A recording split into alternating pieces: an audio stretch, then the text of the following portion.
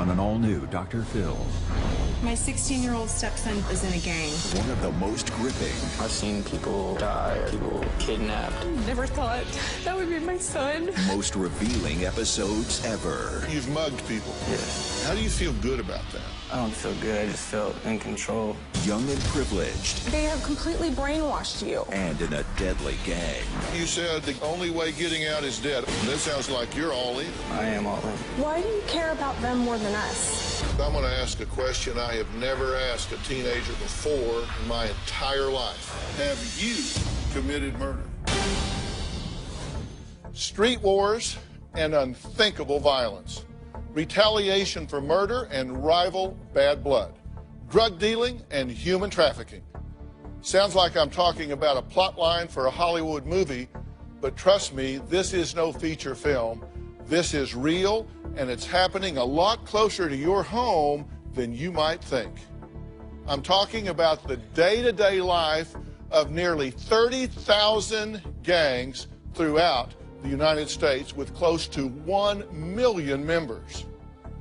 Now, parents, don't fool yourselves in thinking that just because you live in a nice suburb, your children are safe.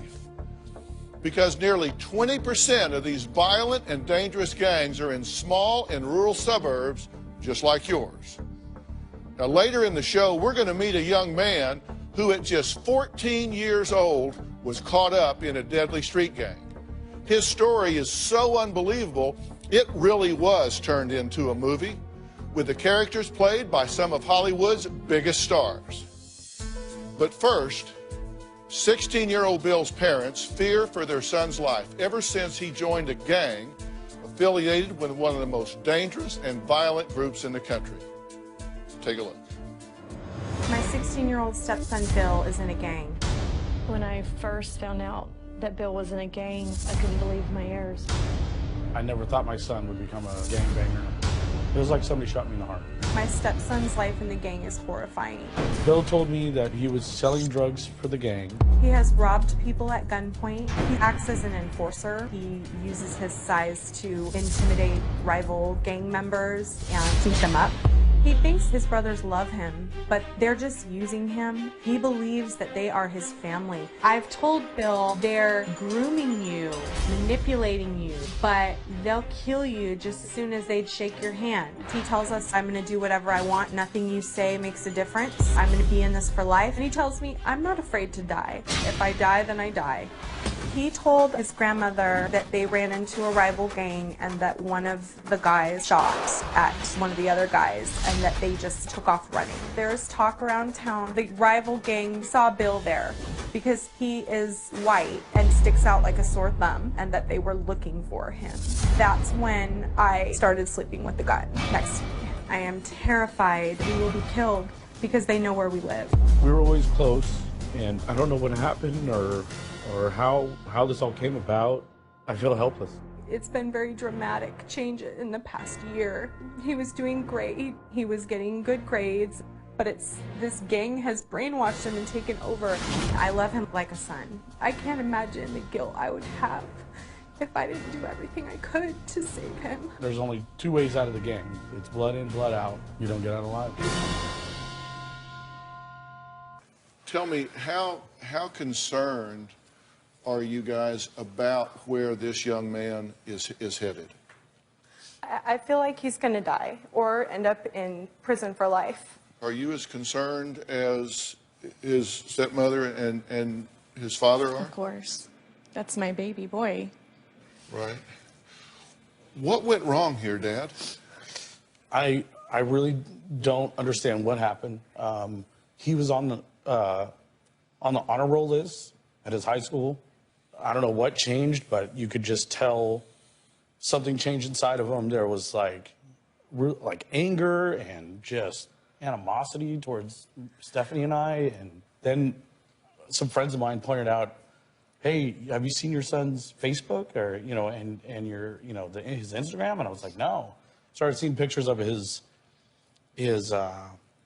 certificate for his honor roll with money and marijuana paraphernalia all around it, and saying like, look what I can still do what I want and still be successful.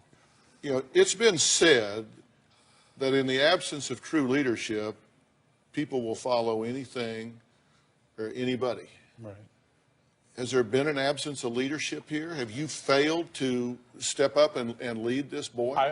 I guess somewhere maybe I did. Let me ask you, do you believe that he's doing what he says he's doing? Do you believe he's in a gang? Absolutely. Have you talked to him about it? Of course.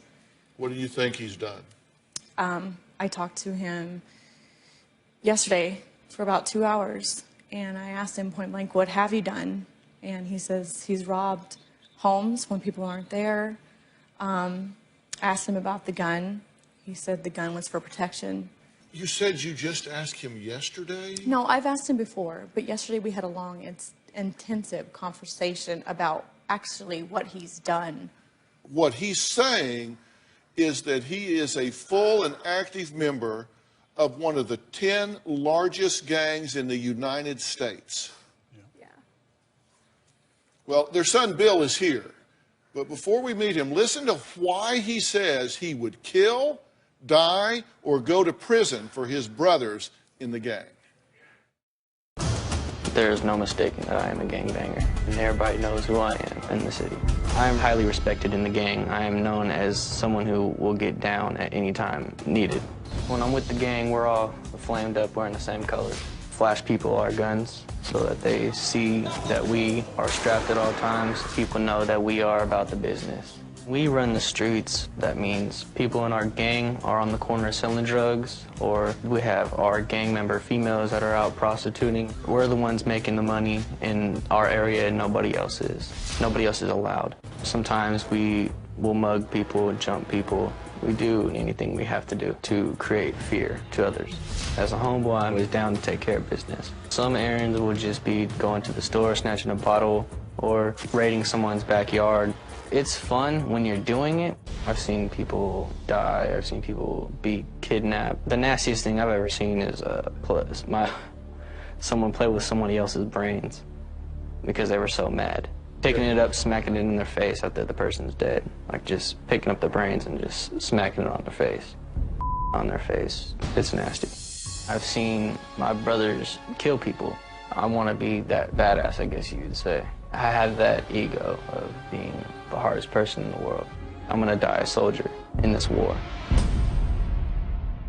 I'm curious what the three of you think about what you just heard him say. I was shocked again. Never thought that would be my son. Says he's been at the presence of a murder where they took out somebody's brain and slapped it around. I hope he's lying. And then urinated on him. I hope he's lying. Are you lying? Unfortunately, I'm not lying. You're not lying. I just feel like you're a better person than this stuff. And I just can't believe you could go out and do those things and see those things and just go home like nothing happened. That's really scary to me. Why have you chosen this way to be in this world? Everybody has a way of being in the world.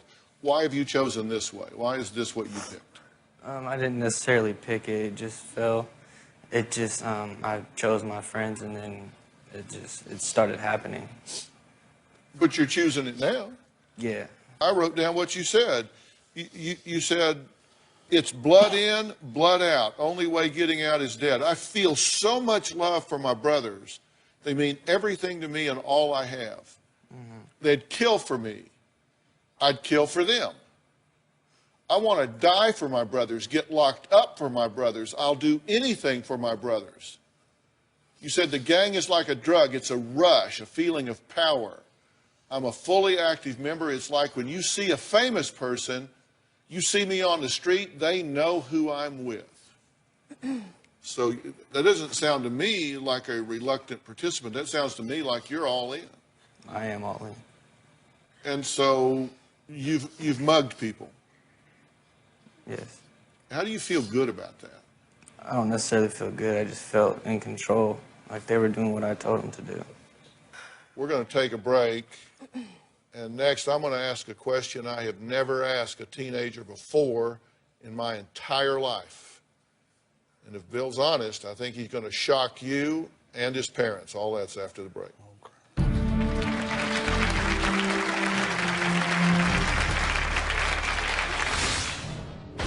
Have you committed murder? Tomorrow on an all-new Dr. Phil.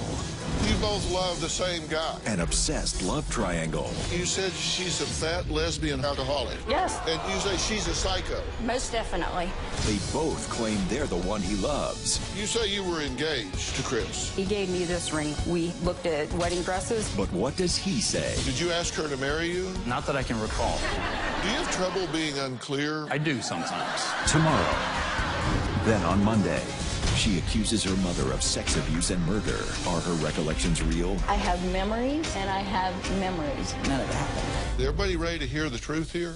That's Monday.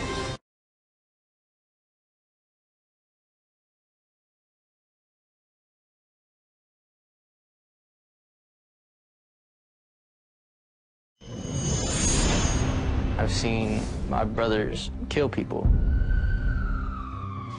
You always wonder what's going on in their mind. Watching someone get hurt or beaten is like watching a movie. You're not feeling the power, and you're not feeling the adrenaline rush that the other person is feeling. Now, 16-year-old Bill says that as an active gang member, he's seen it all. But I don't want to talk about just what you've seen. I want to talk about what you've done. Have you committed murder? I've had to commit murder before. You've had to commit murder before. Yes. So tell me what happened. Well, the person wasn't cooperating, and I needed to earn my first stripe. So they handed me the gun. So I did what I had to do. Which was? Shoot him. How many times did you shoot him? 3 or 4 times till the gun jammed. This person that you shot and killed was how old? Younger than me, in 8th grade.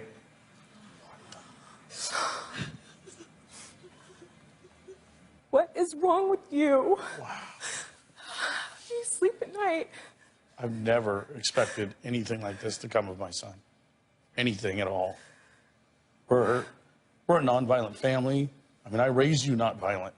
You got a loving family. You got a huge family that loves you. I do. This is serious. I didn't realize how broken you are. This- I mean, I knew it was bad, but I didn't realize that it was at this level. And I mean, this kid had a family too, you know? Yeah. His parents, or her parents, were waiting for them to come home. Mom, what do you say about this? Disappointed. Angry inside. I'm angry because it's just not something that he's been loved all of his life. We may not have been together, but we've always been here for you. So how did you feel when you shot this child to death? I felt like a different person. That's when I basically took a foot into hell. I went head first into hell. And I instantly after that, it was hard still, but after a while it just became a part of the streets, a part of the lifestyle. Have you committed other murders? Yes. How many times have you killed someone? Tell me you're lying. You just tell me you're lying. Tell me you're lying. I don't think he's lying. How many times have you killed someone? You're making it up. It's not funny. Are we talking 5 or 20? More like 5. I wrote it down. You said, I wanted to roll deeper, so had to kill someone. Kid was in the 8th grade, I think. His boys tried to jump us. His fight was broken up by a security guard. So I went back to retaliate and shot him 3 to 4 times with a .22 Smith & Wesson. The gun jammed because I shot so quickly. It was such an adrenaline rush. I felt like a monster, had a demon inside me, like someone took over my body.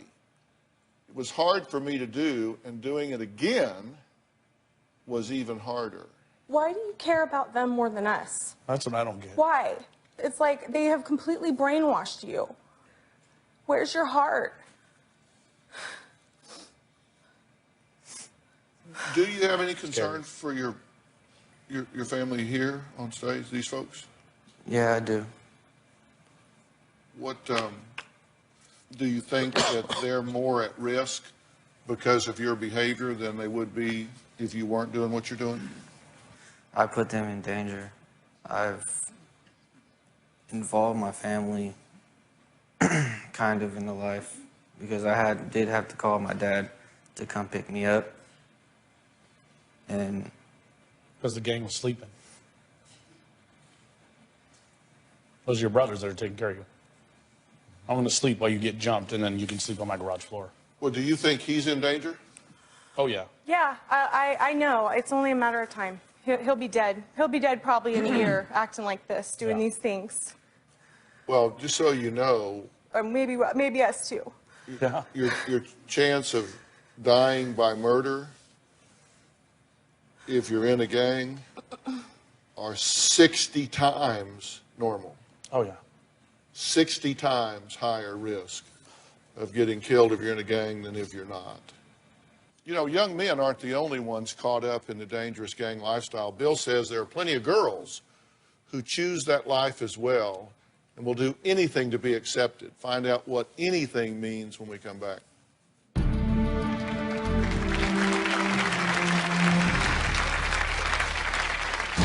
You could just walk up to a girl in the gang and ask her what you want. It was her duty to give it to you. That could range from sex to burglary to murder. The idea of him having a gang baby, a baby raised up in this awful lifestyle, is just too much to bear.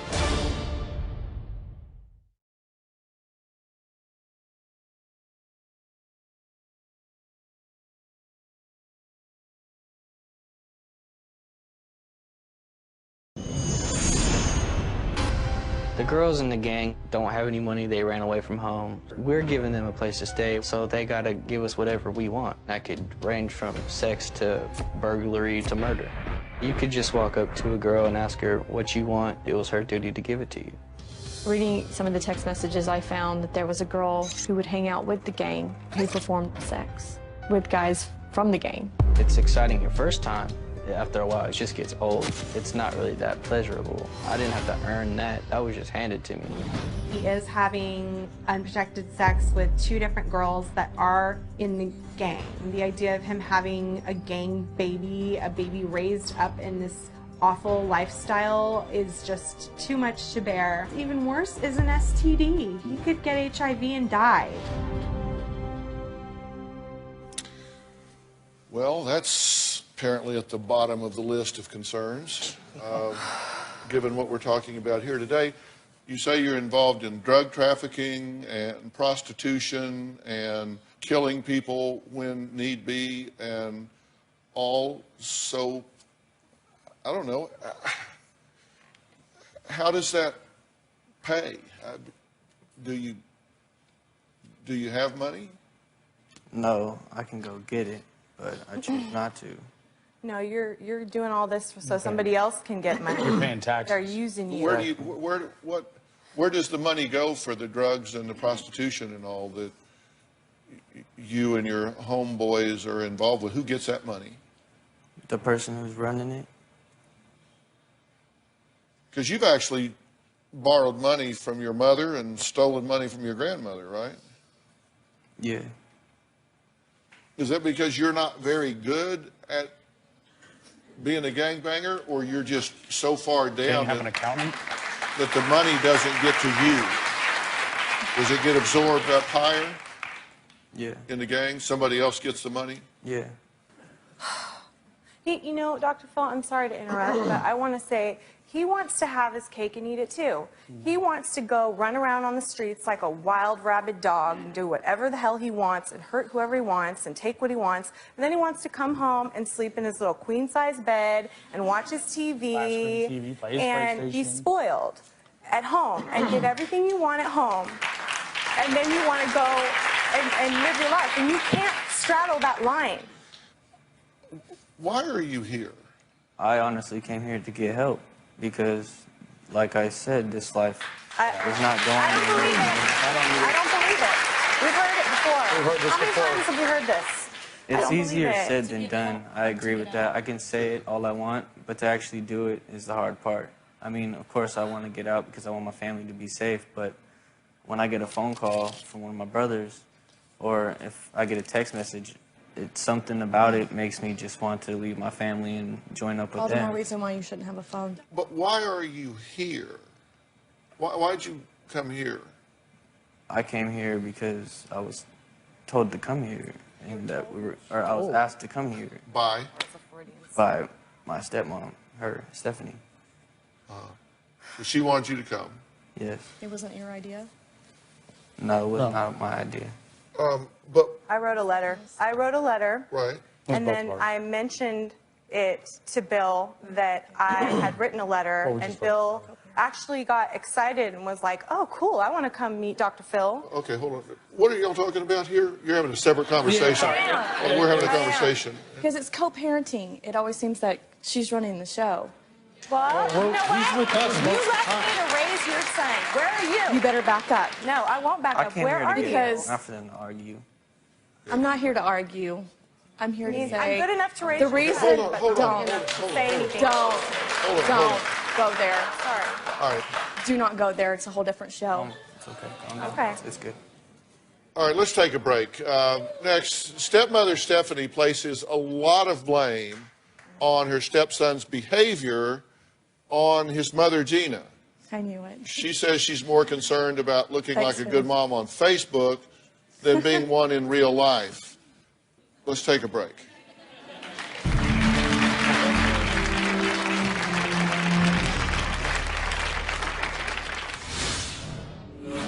I place a lot of blame on Bill's biological mother, Gina. She's far too concerned with partying, going on trips, golfing. I wish I could do all those things, but I'm at home raising Bill. She is a part-time parent. She tells my husband that he needs to get rid of me, that I'm a snooty bitch.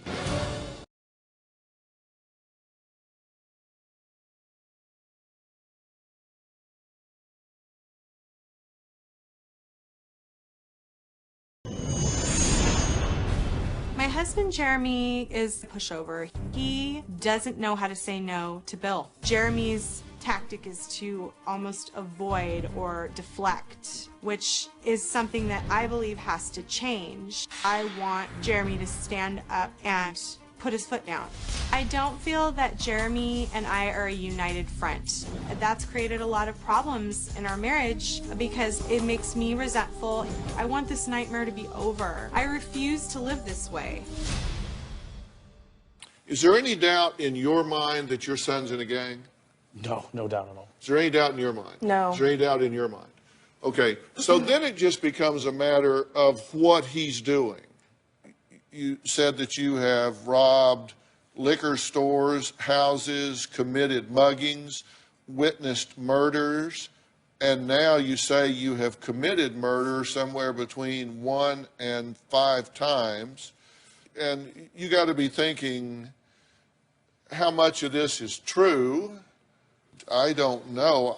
I want to believe that this is just some fantasy that you've hijacked from a movie or a video game or something. If what you're saying is true, you're in a lot of trouble, buddy. If what you're saying is not true, you're headed for a lot of trouble. One thing I do get, you do have a sense of acceptance with these brothers, as you call them, right? Yeah, of course. I mean, they're my brothers. I feel more than accepted. I feel loved. Right. Well, you said there were 3 outcomes, hospital, prison, or a coffin. Yeah. If these were people that really loved and cared about you, wouldn't they want a better outcome for you in your life?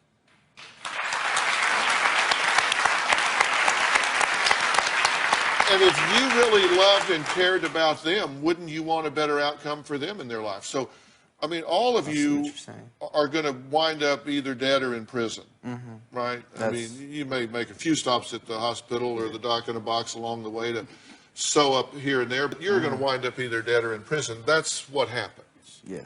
If these people love you so much, why do they want that for you? It's a good question. Why wouldn't they be chasing you away with a stick? If they loved you, why wouldn't they say, get out of here, don't you ever come back here, don't be around here? You have a family, you have a home, you have a brain, you have a future. Get away from us, because this is a dead-end street. Why wouldn't they chase you away? I guess because they really don't love me. It's just you think.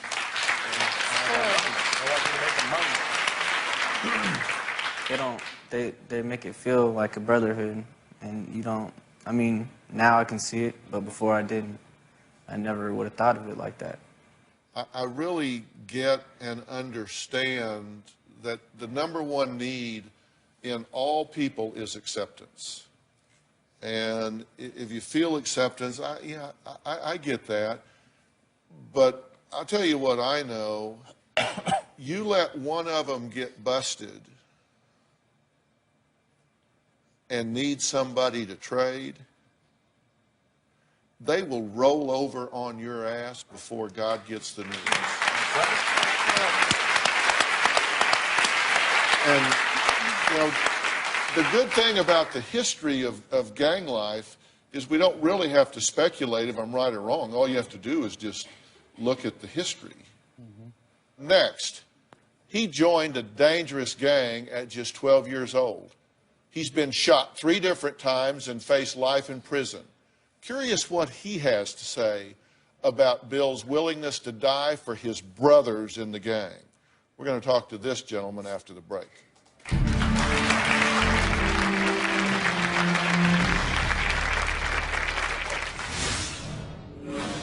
I was around 12 years old when I joined the gang. First it was just fighting, and then it escalated to stabbings, and the guns came, and it just became a war zone. Tomorrow on an all-new Dr. Phil, they both claim they're the one he loves. You say you were engaged. He gave me this ring. But what does he say? Did you ask her to marry you? Not that I can recall. That's tomorrow.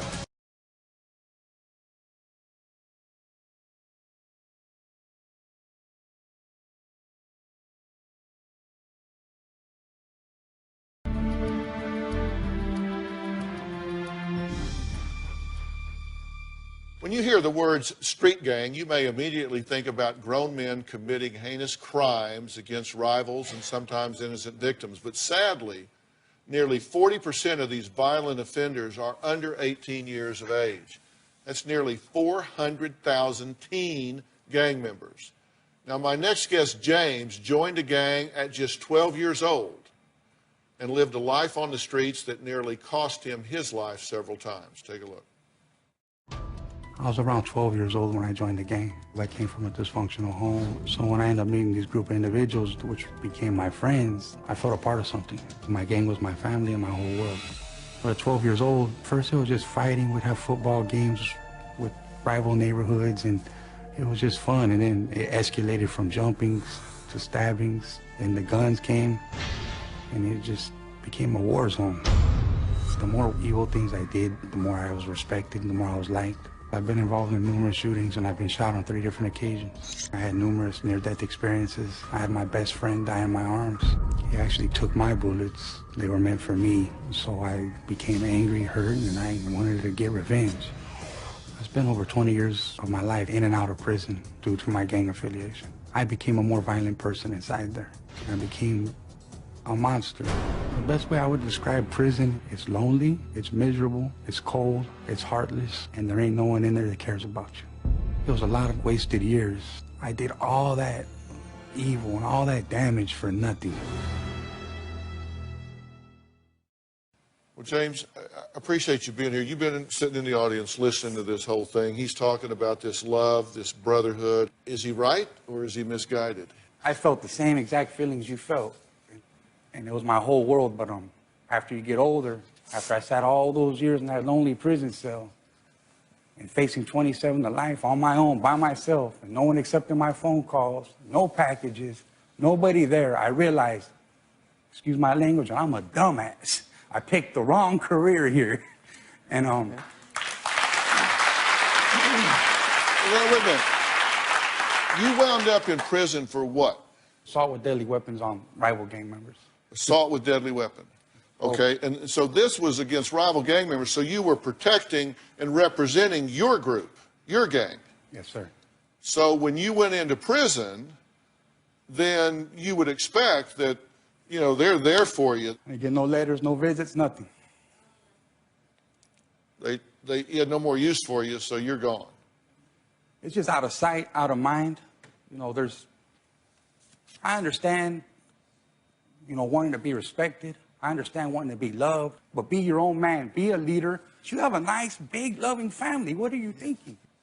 I want to add somebody to this conversation because joining us via Polycom is Sonny Hostin, former assistant U.S. attorney and CNN legal analyst, good friend of mine and a good friend of the show. Sonny, how you doing? Wow, I'm in shock about some of the things that I've been listening to for the past hour almost. I mean, bottom line is, Dr. Phil, this is something prosecutors live for. And we put people like Bill away every single day, not only for his actions, but the actions of other people in the gang. He's going to be criminally liable for everything. And when it comes down to it, he may not even realize that the government has a cooperator within the gang right now. And that person will roll over on him in a heartbeat for a deal. He could be friends with an informant right now and not even know it. No question about it. I don't even think Bill really realizes the type of trouble he's in, what he's looking at. There's no love between these brothers. There's no love at all. Trust me on that, Bill. Trust me. Yeah. Another point is it can be done because James has turned his life around. He has gotten out. He is alive, and he is making a contribution to society. So, I mean, it can be done. All right, Sonny, hey, listen, thank you so much for weighing in on this. All right, next, his shocking and gritty gang story became an inspiration for a new movie filled with some of Hollywood's biggest names. We'll meet him after the break.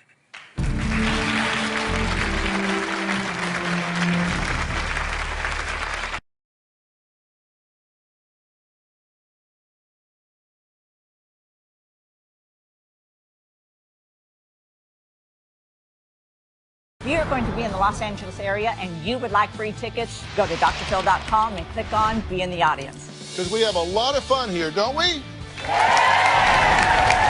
can call 323-461-PHIL. James Burns ran away from home at just 14 years old, joining a violent gang, committing violent crimes that ultimately landed him in prison.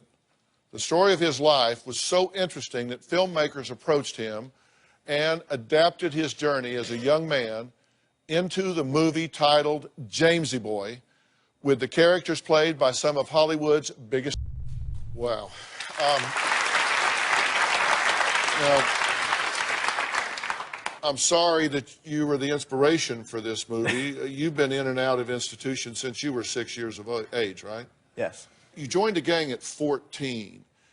Were you a runaway at that point? I was. Why? What pushed you out of the home? You know, at the time, I think I felt like the streets cared more about me than my family, but that's simply not true. I came from a broken home. I grew up with a single mother who tried her hardest to save me. Yeah.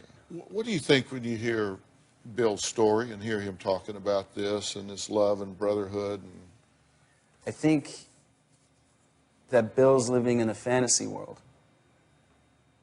I think that when reality hits you, you're going to fall to your knees and you're going to have nowhere to turn to. I want to play another clip from this movie. And I got to tell you, there is a scene in this movie that James says is very accurate, where James' character, played by upcoming actor Spencer LaFranco, earns the trust of Rock, the leader of the gang. Wow. Was that the moment in that hierarchy where you earned the trust of the leader? Yeah. It was a turning point for them because he had trusted me at that point. But it was a turning point for me because I had picked a lane. I decided that I was going to go down this path, unfortunately. And then you got convicted of felony armed robbery. Yeah. Right? And it was 14, but they put you in adult prison. I was charged as an adult, and I got sentenced to 12 years.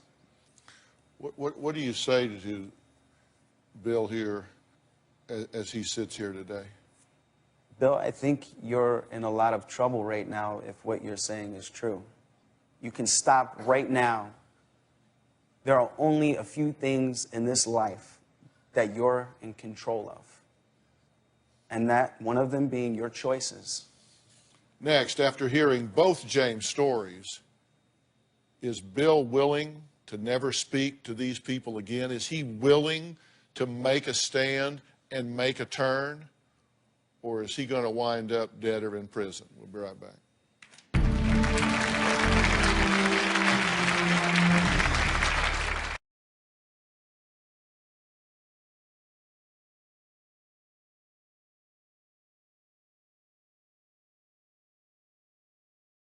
Every situation needs a hero. Step up and be that for your child. If you're having trouble with a son or daughter and feel like you're running out of options, visit drphil.com to get 11 seasons of parenting advice. You can access articles, video, and action plans to help you be the best parent you can be. Clearly, whether what he says is true or not, whether he's murdered people or not, or whether he's been accessory to murder or whatever, I'll guarantee you, if he's involved in this gang, there are a list of felonies that can be brought to bear on this young man. And as parents, you need to understand, he's told you what you wanted to hear before. He goes home, the phone rings, he'll answer it, and be right back out there. You know it, you know it, and you know it. Don't let that happen. I'm going to offer you an alternative. I asked Dr. Matt Polachek to be here today. He's sitting right there. Raise your hand, Matt, so I can see you real quick. He's the program director for the Center for Discovery, which is a structured therapeutic residential treatment center. And I am going to highly recommend that you accept the gift that's being offered for him to go there and undergo a very intensive intervention and treatment in this residential program. Dr. Polachek, am I describing this accurately? Yeah, you're spot on. I really think that the separation would be great, a chance for him to work on his identity and learn to love himself.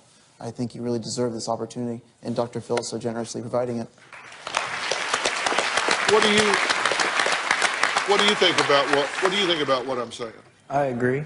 Whatever part of what you're saying is reality, whatever part of it's fantasy, your moral compass is gone, and you need some healing, and this family needs some healing. Are you with me on this? Definitely. Are you with me on this? Are you with me on this? I agree.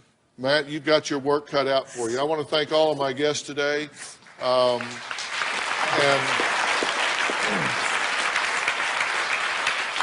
a special thanks to James for sharing his story. James, thank you for sharing your story. And also to James Burns for allowing this inspirational movie to be made.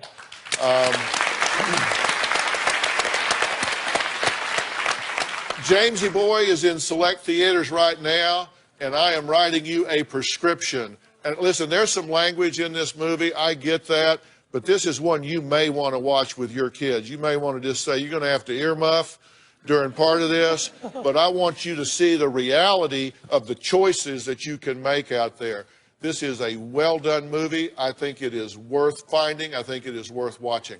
Special thanks to Matthew Polachek and the Center for Discovery for their outstanding ability to help troubled teens and their families and to helping Bill and his family. Also, a special thanks to Wes Shield, the experts in transporting teens, and a special thanks to Sunny Hostin for lending her expert advice. So we've had a lot of things, a lot of resources brought to you today. I hope you grab a hold of them. Thanks for being here. So long.